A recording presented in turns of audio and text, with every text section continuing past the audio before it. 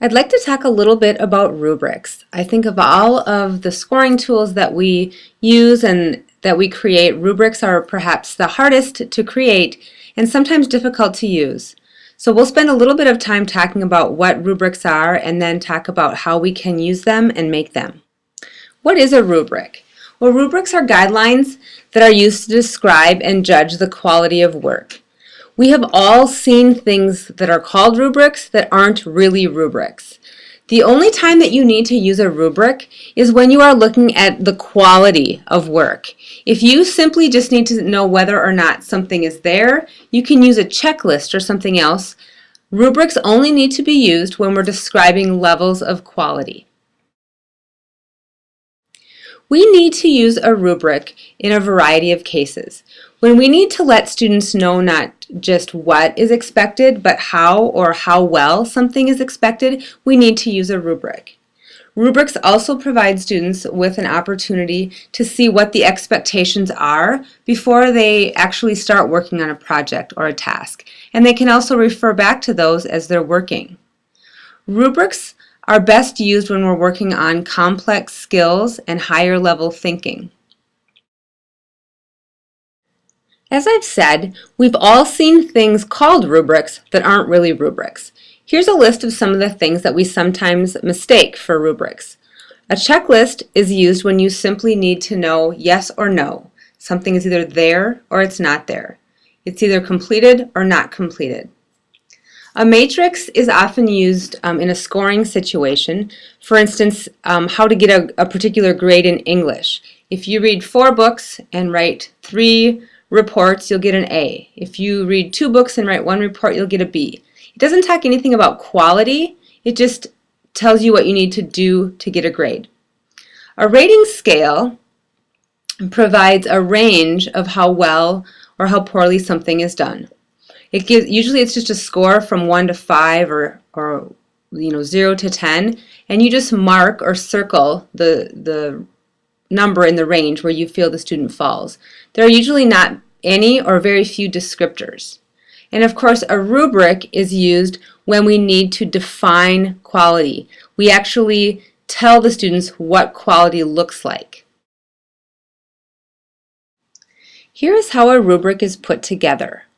The first thing you need to do when you're creating a rubric is to think about the most important criteria. What's the most important element in this project that you need to assess? Those items go down the left-hand column. Across the top is the scoring. And here we have exceeds standards, meets the standard, is approaching the standard, and below standard. Those can be A, B, C, D, 4, 3, 2, 1, smiley face, frowny face, however you want to score that depending on your particular needs. And then in the middle boxes are where you provide the description. You need to describe what each of those levels of quality look like.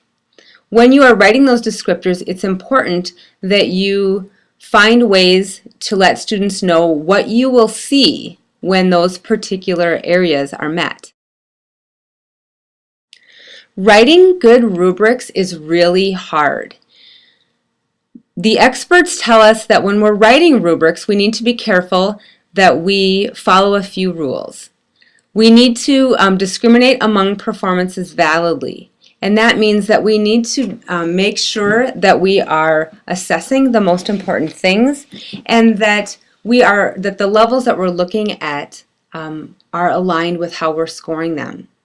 We need to be careful that we're using very careful descriptions and descriptions that are useful for students. They can actually get a picture in their mind of what this would look like at this particular level. We need to make sure that our rubrics are valid, which means we are indeed assessing what it is we think we're assessing, and that they are reliable, which means more than one of us could look at this rubric and use it to score student work, and we would come out in the same areas. Good rubrics are clear to the user. They're actually helpful and beneficial for students as they're working on a project. That there are distinct differences between the criteria. Make sure that, again, you're as descriptive as possible. Perhaps the most difficult part of writing good rubrics are the next couple of things. We should describe what needs to be there and not what shouldn't be there.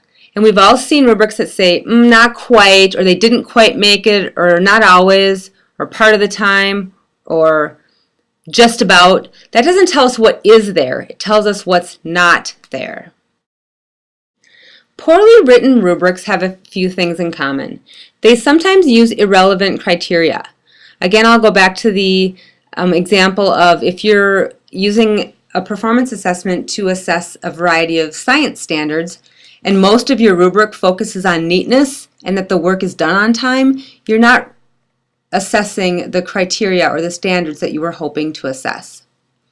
A good rubric doesn't dictate the format. There are a variety of ways that these levels of quality can be reached. Poor rubrics use terms like better than, more than, good, better, best, very good, great. They aren't very descriptive.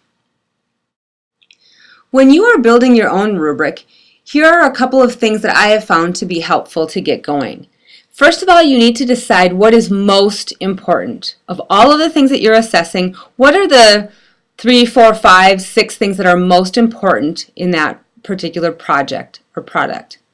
Then you need to decide, what will this look like if a student really nails it, if they really do it well?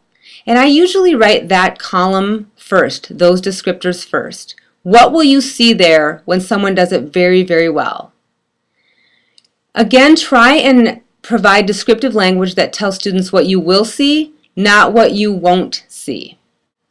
I think what you'll find is rubrics can be very, very powerful when they're well written, when they're well constructed, and when they're used well by assessors.